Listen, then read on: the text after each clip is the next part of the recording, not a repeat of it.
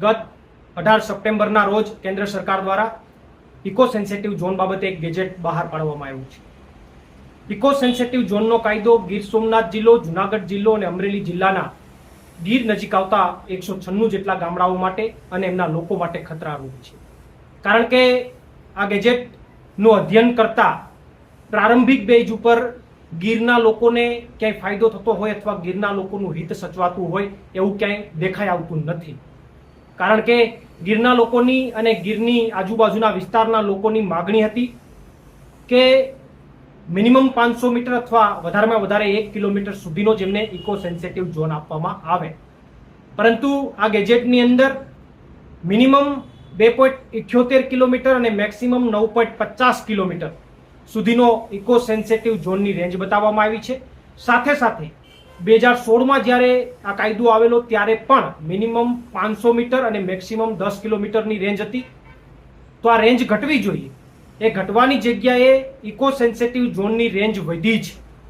અને સાથે સાથે એ સમયે પણ 2016માં પણ 190 થી 95 જેટલા ગામડાઓ આમનાથી પ્રભાવિત થતા હતા. ત્યારે આ ગેજેટમાં પણ 196 જેટલા ગામડાઓને પ્રભાવિત થતા હોય એવું બતાવ્યું છે.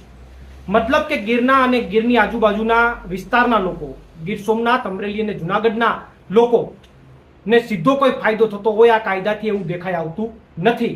એટલા માટે ઇકો ઝોનના કાયદાને હું કાળો કાયદો ગણાવું છું.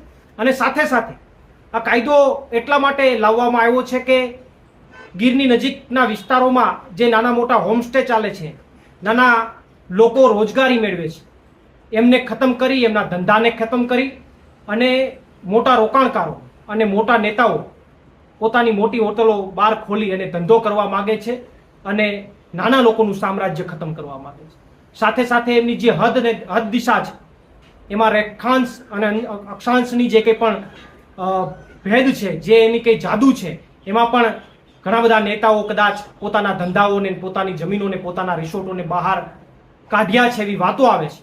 ત્યારે તમામના પણ નામો હું આવનારા સમયમાં ખુલ્લા પાડીશ. અને સાથે સાથે અમુક પ્રકારના ધંધાવાળા લોકો આ કાયદો આવવાથી ખુશ છે.